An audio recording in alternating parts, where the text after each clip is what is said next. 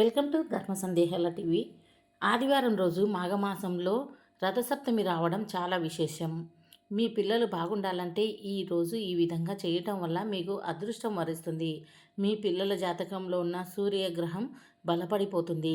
ఈ రథసప్తమి రోజు మీరు పిల్లలకి ఖచ్చితంగా ఈ పనులు చేస్తే అష్టైశ్వర్యాలు లభిస్తాయి. రథసప్తమి పండుగ రోజు సూర్యభగవానుడిని భక్తి శ్రద్ధలతో ఆరాధించే సాంప్రదాయం మన పూర్వకాలం నుంచే ఉంది.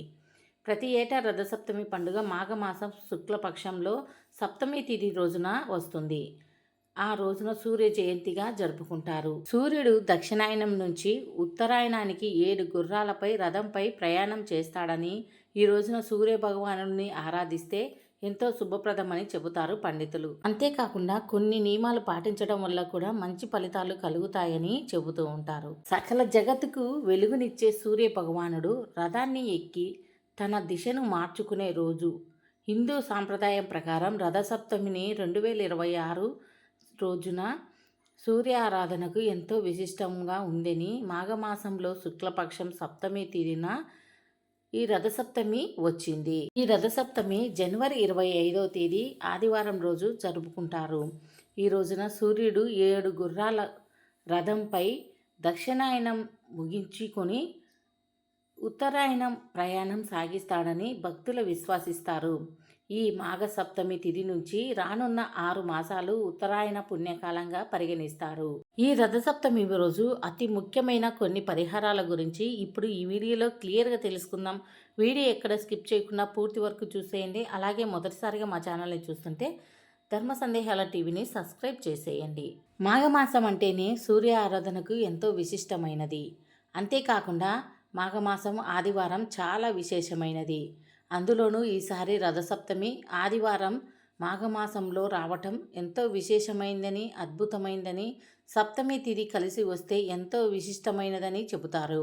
ఈ రథసప్తమి రోజున ఆకాశంలో నక్షత్ర మండలాలు రథాకారంలో కనపడతాయి అని కూడా చెబుతూ ఉంటారు.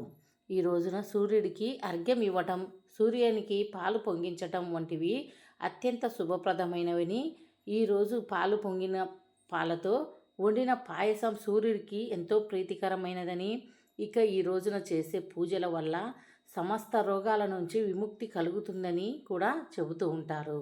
ఈ రథసప్తమి వేళలో చేసే స్నానానికి కూడా ఎంతో విశిష్టత ఉంది.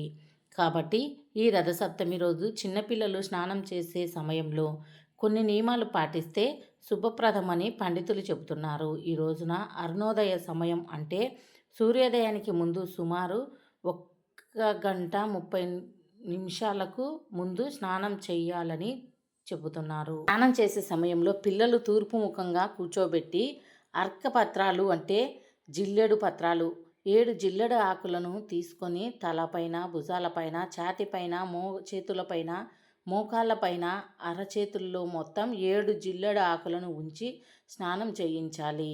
అనంతరం సూర్యుడికి అర్ఘ్యం సమర్పించాలని, ఈ సమయంలో సూర్య మంత్రాలను పఠించటం ఎంతో శుభప్రదమని, ఇలా చేయటం వల్ల ఆరోగ్యంగా ఉంటారని, దీర్ఘాయుస్సు, సిరి సంపదలు కలుగుతాయని పెద్దలు చెబుతూ ఉంటారు. రథసప్తమి అంటేనే ముందుగా మనకు గుర్తు వచ్చేది జిల్లెడు ఆకులు, రేగిపళ్ళు. రేగిపళ్ళు లేని వాళ్ళు అలాగే రేగి ఆకులు కూడా 7 తీసుకొని తలస్నానం చేస్తే చాలా మంచిదని, మీ పిల్లలకు ముఖ్యంగా ఇంట్లో చిన్నపిల్లలు ఉన్నవాళ్ళు తప్పనిసరిగా ఈ విధంగా స్నానం చేపించాలి. అలా చేపిస్తే వారికి ఉన్న కొన్ని రోగాలు తొలగిపోతాయట. రథసప్తమి రోజున చిన్న చిన్న పరిహారాలు పాటించడం వల్ల జాతకంలో సూర్యస్థానం బలపడుతుంది. ఆ రోజున పొరపాటున కూడా ఉప్పు తినకూడదని చెబుతారు. అలాగే రథసప్తమి రోజు ఉప్పు దానం చేయటం వల్ల అత్యంత శుభప్రదంగా పరిగణిస్తారు. నదిలో లేదా పారే నీళ్ళల్లో నువ్వులు నూనెతో దీపాలు వెలిగించి వదిలితే మంచిదట. ఇలా చేయటం వల్ల కుటుంబం వైవాహిక జీవితంలో సంతోషంగా ఉంటారని నమ్మకం. బెల్లం, ఆవు నెయ్యితో చేసిన పరమాణాన్ని సూర్యుడికి నైవేద్యంగా సమర్పించటం శుభప్రదం. ఈ రోజున చేసే దాన ధర్మాలకు కూడా మంచి ఫలితాలు ఇస్తాయి అని పండితులు చెప్తున్నారు. ఈరోజు ప్రతి ఒక్కరూ సూర్యోదయానికి ముందే లేచి 7 జిల్లెడాకులు, 7 రేగిపళ్ళు పెట్టుకొని స్నానం చేయాలి. పిల్లలు, పెద్దలు అందరూ చేయాలి. అలాగే చిక్కుడు రథాన్ని తయారు చేసుకొని ఆ రథం 7 గుర్రాలుగా రథంగా భావించి పూజ చేసి ఇంట్లో వండిన పరమాన్నం సూర్యభగవానుడికి సమర్పిస్తే అష్టైశ్వర్యాలు కలుగుతాయి.